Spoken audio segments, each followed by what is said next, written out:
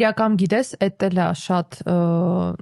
կանացիությունից հրաժարվելու օրինակներից մեկը, երբ որ գնում են ուրիշ կնոջը, ով իրան թույլ է տալիս այդ կանացիությունը արտահայտել ու ներդաշնակա դրա հետ։ Իհարկե։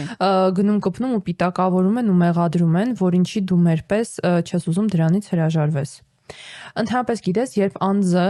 լինի կին թե տղամարդ հրաժարվում է իր բաղկացուցիչ մասերից ցանկացածից, լինի ինտելեկտից, լինի, չգիտեմ, բնավորությունից, խառնվածքից, սեռին բնորոշ գծերից, դա արդեն ներդաշնակ անձի մասին չի խոսում։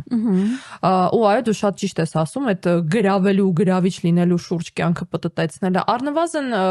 սահմանափակ մտածողության հետևանք է, բայց հրաժարվել դրանից,